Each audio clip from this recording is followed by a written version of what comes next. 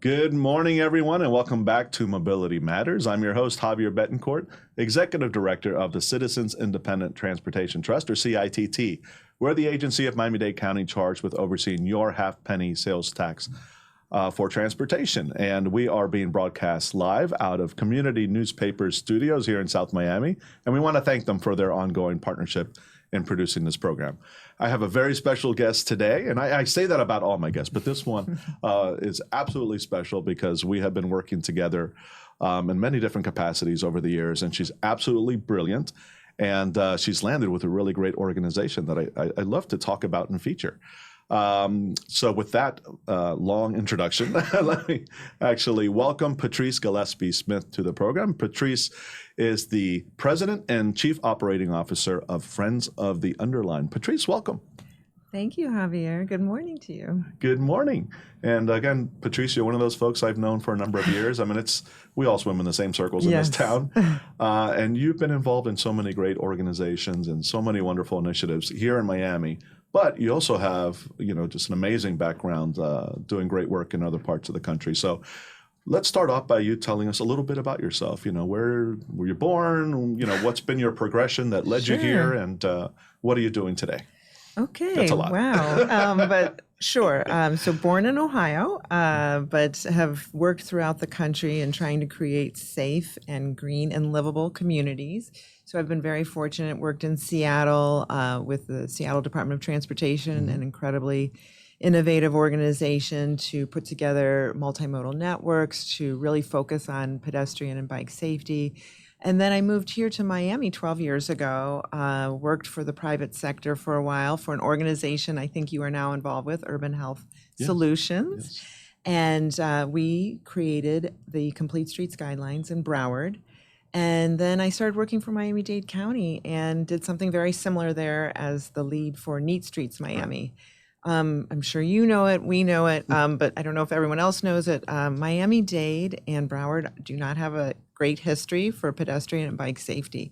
So that's why we put things together like Complete Streets Guidelines to empower municipalities to figure out how to create networks that put people first. So whether it's wider sidewalks, bike lanes, or multimodal trails like the one I'm working on now with Meg. The Underline will be a 10-mile long linear park stretching from Miami River all the way to Dadeland South, so not too far from here.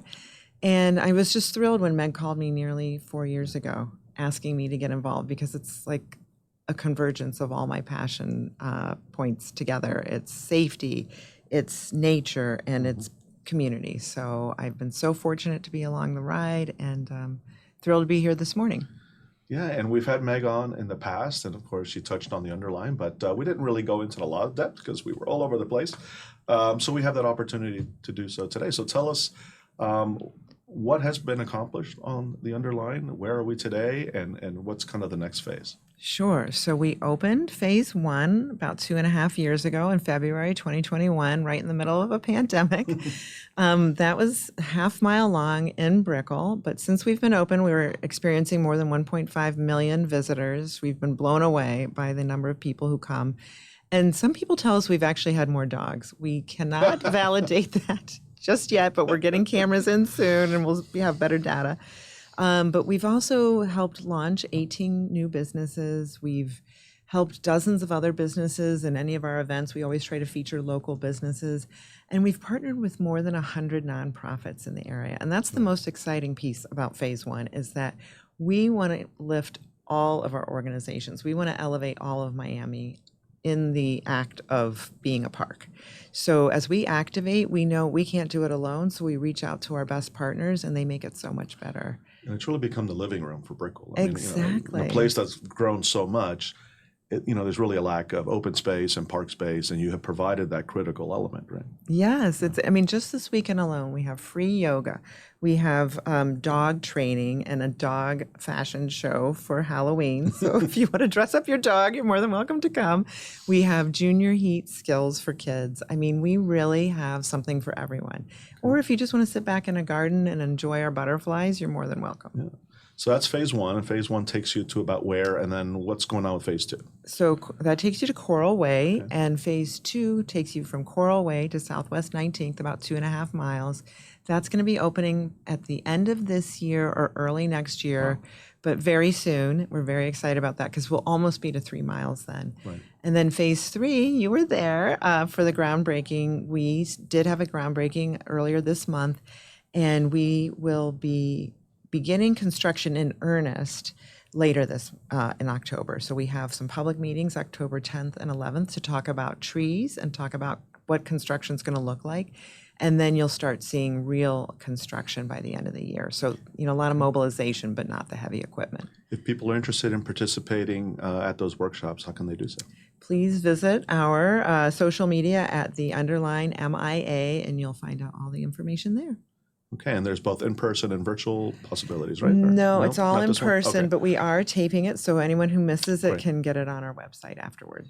Wonderful. Okay, so we talked about some of the linear park aspects to it in the programming, which is all amazing. I mean, it really is a great asset for the communities where the Underline is located. Let's talk about the mobility component. Since mobility matters after all, right? So I used to take the then called M-Path to work on my bike every day, a little asphalt path. But you're enhancing that, right? What is it you're doing on the mobility front? And secondly, how are you connecting to other mobility corridors? I mean, obviously you have transit right above you, Right. but what are some of the other aspects? Well, Javier, it's important to remember that in Miami, we have one of the most expensive housing plus transportation costs in America. So it's over 52% of the average person's salary they're putting toward housing and their car or whatever mode of transportation. Right. So we're thrilled that the Underline is going to help people reduce that cost. And that's because we're providing that first and last mile to transit. So for a lot of folks that may not be able to afford a car, or maybe they just don't want to deal with the traffic every day and have a little more peace in their life, we are providing a much more enhanced 10-mile experience. So no matter where you live along that, especially those neighborhoods adjacent to, but even if you are, let's say you're living up north, you can take transit to Brickell and then take some sort of bike or scooter to your job afterwards. So we're thrilled about that. But that connection you're talking about is so critical. And we're thrilled that Miami-Dade County has really been looking at that network that feeds into the spine of the Underline. So we've got people looking at bike lanes, but there's also other trails. So as you know, there's the Dadeland South Trail that's going to be 20 miles in addition to our 10-mile linear park. Like the South Dade Trail, I think. Yes, I'm sorry. That's okay. Starts at Dadeland and goes all the way to Homestead, I believe, Florida City. So can you imagine getting up some morning, starting at Miami River and biking all the way to Homestead? I mean, how cool would that be? And that could really also help address some of those connectivity issues. A lot of people who live in South Dade can tell you it is not easy to get to downtown. And they have to set aside at least an hour in the morning and an hour in the afternoon. So imagine your quality of life can't be that great with all that. So we're hoping we can help people try to problem solve that commute by looking at alternate modes. Maybe just providing that additional access to transit will help them get out of their car. Right. You're also connecting, as I understand it, to the Ludlam Trail, Yes. to the Commodore Trail, to, Yes, I don't know what they're calling the one at Key Biscayne at the moment. We'll just call it the Rickenbacker The Trail. Rickenbacker Trail. But you're right, absolutely. We're connecting to all those trails, and we've been in close discussions with the Ludlam Trail folks about really celebrating that connection. Likewise with the Commodore and the Rickenbacker, we're looking at, with the Florida Department of Transportation, a way to make that feel safe. Because right now, the Vizcaya overpass is beautiful, but a lot of people don't even know it exists. So trying to make it easier with wayfinding and just maybe a little more investment in those bike lanes. Now, having taken that one, that was the M-Path. Obviously, it's separated, it's protected, and that's fantastic. But then you get to the intersections. Right. What's happening to make those crossings safer? Well, safety has been the number one concern. Every time we go out to have a public meeting, people talk about safety. So we know that, and thank goodness our partner at the county and their designer, James Corner Field Operation, heard the public loud and clear. So for instance, for phase 3, we're going to be improving 24 intersections along with the construction of the Underline. So at every intersection, you're going to see increased visibility for bikes and peds. You're going to see oftentimes more time for the bikes and peds to pass. They're using something called a lead pedestrian interval, which means 3 to 10 additional seconds that the pedestrian or the cyclist gets before any cars can turn into that crossing. And then lastly, in most intersections, it's going to be a no turn on red. Right. So again, really trying to make the motorists think about what's going on there, right? You've got another mode coming and crossing your path, making sure that they are anticipating that person before they even get into the crosswalk. Yeah, and I think part of the issue, at least from my experience, was that there weren't a lot of people doing what I was doing. And so people weren't anticipating it. Now, hopefully, you are going to be attracting many more users. And I think that will get people used to the idea of, hey, there are pedestrians, there are cyclists on this trail.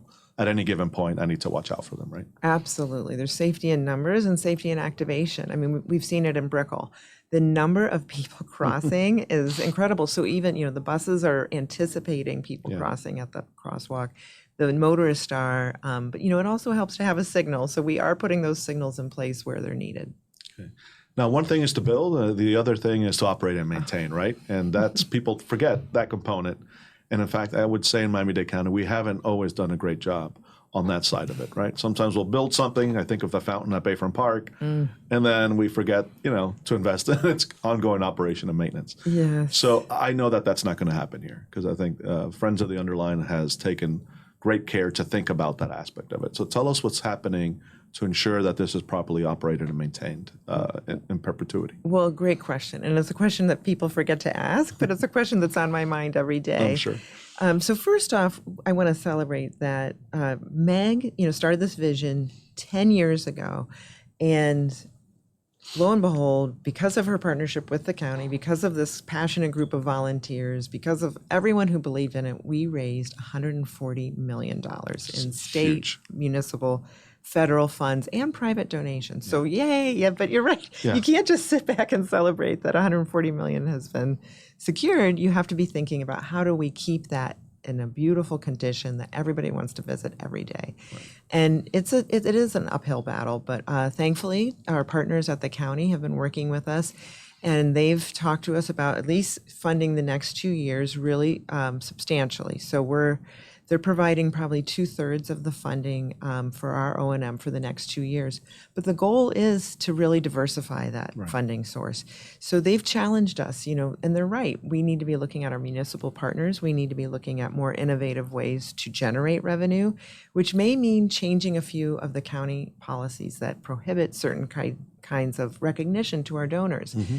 Obviously, a donor is going to be more willing to invest if they can get recognition. Of course. So we're looking at that, but we're also looking at how do we take advantage of people who want to access the Underline. Maybe I'm a business and want to make sure I have a storefront that connects to the Underline. So we're looking at all different types of policies that could really help open up those revenue sources. But at the same time, I do think across the nation, models show 99.9% of trails are funded with a substantial public investment.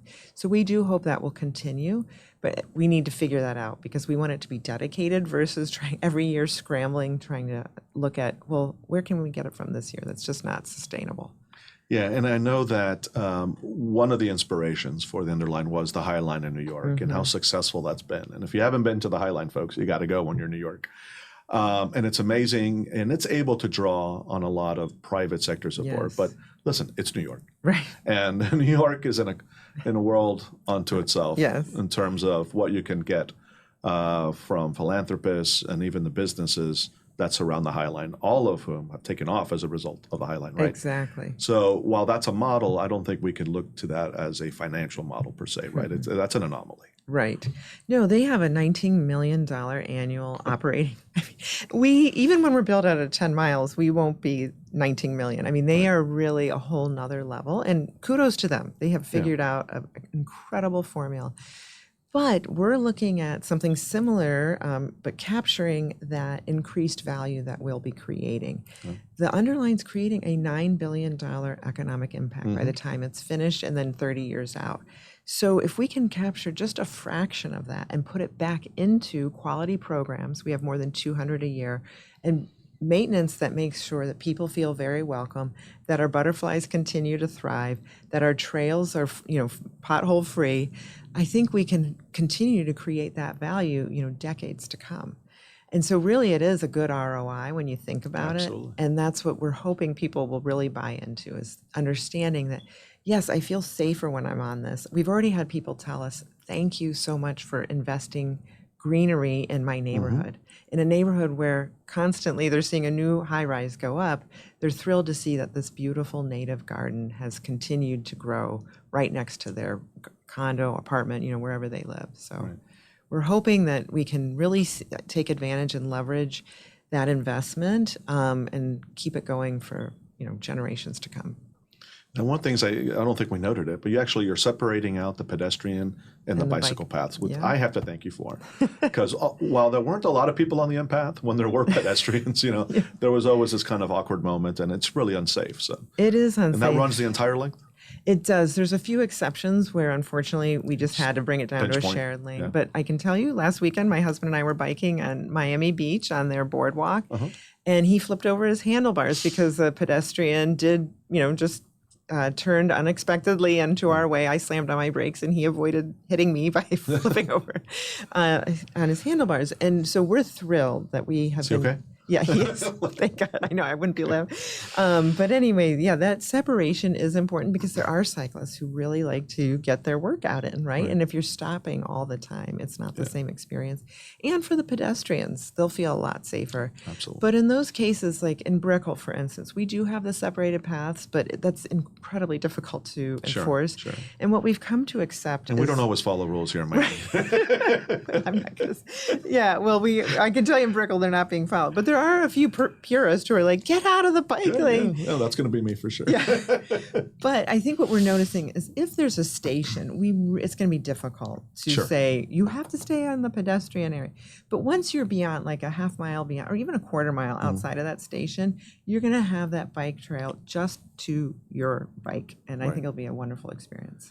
So continuing with cycling, what are some of the other amenities that cyclists can look forward to? And include in that some of the businesses that might be opening or opening their doors, to what used to be the back end of the shop, right? To accommodate, what's coming. Are we going to see cycle shops, coffee shops that cater to cyclists? So first, I want to do a shout out to Max Cycles. They have been a longtime supporter, and they are on the Underline. So keep them in mind as you're biking, especially in phase 3. That's that last 7-mile phase.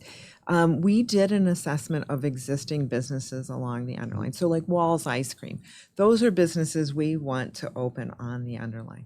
But in those areas where maybe it's going to be difficult, maybe you don't want to cross US 1, we are going to be looking at food areas where we have food trucks come in or vendors come in just to bring a slice of their business to the Underline. And for instance, in Grove Central, we're going to have an area where you can have pop-ups and you could be playing bocce ball at the same time as having a fabulous taco. We want to create a community experience that celebrates local businesses. So like I said, we first want to look at the bricks and mortar that are already there. You and I have that shared background in economic development in downtown areas. You don't want to abandon them. You want to support them. But then we want to look at beyond that. How can we support those neighborhoods? Right now we have Little Havana businesses or Overtown businesses come to the Underline during our events, and people love it. They say, oh my gosh, I had no idea that this business even existed. So we love bringing that additional exposure to those businesses at the same time, bringing that economic development opportunity. And so that's all about bringing the community to the Underline. So now let's talk about how we can replicate the Underline in other parts of the community, right? So, I love the Underline because you've essentially set the standard for what can happen and how to make it happen. And it hasn't been easy, right? Particularly the first one to do this is, it's always the most difficult. How do we take the lessons from the other line and start to apply them to other parts of the county? Because a lot of what's happening seems to be concentrated, kind of in the eastern central part of the county, South Miami, Ludlam Trail, Commodore Trail, Ludlam Underline. How do we replicate that? Northern parts of the county, out west, down south. Well, I'm sure you're approached all the time by groups wanting to learn from you. And, what kind of support do you give them? What advice do you give them? Great question. First of all, I live in the north, so I get asked honestly on a daily basis, when are you going to bring the Underline to the north? So first of all, we would love to see the Underline to the north, and hats off to Eli Steers, who's trying to get the Flagler Trail to go north, which would be an incredible rail with trail opportunity right next to the Brightline whole corridor. And I believe, based on some things I'm hearing, there might actually be some movement to that. But there are other trails too further north that are incredible trails that people, I don't know if they know about it, like the Snake Trail up near Snake Creek, I believe it's called. Snake Creek, thank you, trail near Miami Gardens. And I wouldn't go on something called Snake Trail. Okay. Snake Creek is a little more valuable. Yes, that's a good point.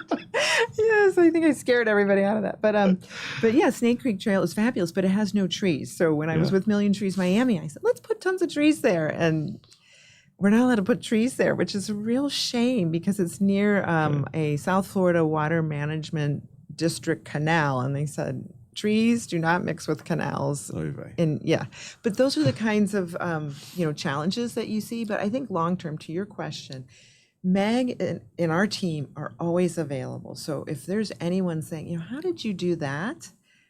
Call us for sure.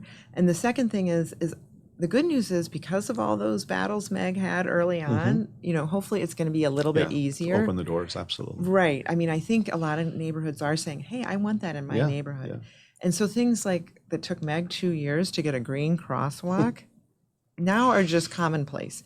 And that's so exciting that, yes, she fought for that, and that was probably very painful for her, but I hope it makes everybody else's life a little easier as they're pursuing those trails. And the formula, as far as I can see, is number one, you need a visionary. Yes. You need that Meg Daly. Absolutely. You need a good team around that person, right? Yes. And she has built an amazing team of volunteers and now also paid staff, right? Once you get to the point where you can do that. Yes. You need a political champion, at least one. Yes. Right? And she had many. And she, God bless her, she had many. Yes, thank you. Because people bought into her and then ultimately the vision. And then obviously when you have all those things in place, you could go after the funding. Right. But that is not easy to do. As you said, you had to cobble together how many different types of funding from how many different types of agencies and jurisdictions. Right. It's dozens, right? Yes. Over years. I mean, we were just talking to Matt Hagman, who used to be with the Knight Foundation, saying, remember that $10,000 grant? I mean, that is where she started. That's where you started. So I think people imagine like somebody just wrote $1 million check. Oh, no. She started with a $10,000 grant. And then she, I think, got a $250,000 grant. And then she got a big commitment from the city of Miami and then the county. And it layers on, and it's not easy. And I think you're right, that formula, but it's this unwavering focus. Because I remember 10 years ago when Meg told me she was going to do this, and I said, wow, I mean, incredible idea. But in my head, I was thinking, good luck with that. Yeah, good luck with it because we knew the obstacles that lay ahead. She, sometimes it's helpful to have someone to come in from the outside who don't know the obstacles. Absolutely. No, and I'm glad she didn't, because and I'm glad nobody deterred her, because think about where we are today because of that. Absolutely. Anything else you're involved in that you want to chat about? Any nonprofit organizations and professional associations? Sure. Well, I do want to mention a couple things that are really cool happening. As I mentioned, we've got an open house coming up next October 10th and 11th. So October 10th is at Coral Gables. Please join us. October 11th is at the Boys and Girls Club of Miami-Dade. So just go to our website, www.theunderline.org, and you can register there. The other thing that's really cool is NACTO is coming to Miami-Dade. NACTO, for the uninitiated, is National Association of City Transportation Officials. The county got in, even though it's not a city, because they basically said we operate as a city. AMSA is essentially a city as well. So, right. So I think, but super exciting, because these are the most innovative leaders in transportation are coming to Miami. Yeah. So I think that speaks volumes that we've reached that point. So I'll be working on that. Something else that the AIA is super excited about, I don't know if Cheryl Jacobs has told you, but a group called Open House Miami for the first time is coming to Miami. This is, it's just called Open House, sorry, but they travel the world and they pick these cities that are leading in design.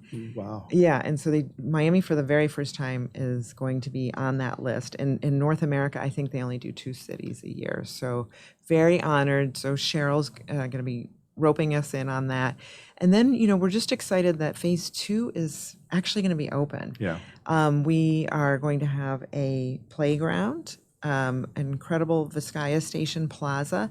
We're also going to have an area where the community can have whatever they want, whether it's farmers markets or performances right by El Carajo. That's amazing. So it's going to be an incredible activation of the trail that people haven't seen before. So. Yeah, I love a groundbreaking, but what I really love is a ribbon cutting. Yes, right? it's so true. I know. Yeah, when you're finished, when you can actually open it up, it's a much better feeling. So yeah, I agree. And you'll be there. Add me to the invite list, please. Of course, of I'd love to be course. there. You will be there. Patrice, unfortunately, that's all the time we have. Of course, we could spend every show talking about the Underline and all the amazing work that you've done in your career as well. So thank you, not only for being a guest today, but thank you for all that you do. Thank you, Javier. You're really leaving behind My a great pleasure. legacy. So. Thank you. Thank you. And folks, unfortunately, that's all the time we have for this segment of Mobility Matters. Please join us here every other Thursday from 9 to 10 a.m. To learn all about all the great things that's happening in our county. I want to thank our partners in this endeavor again, Miami Community Newspapers, for hosting us. And if you're interested in learning more about what we do at the CITT or in potentially becoming a member of our board, we are currently trying to fill 5 vacancies. Please visit our website for more information. That's at miamidade.gov/CITT. See you in a couple of weeks, folks. Thank you.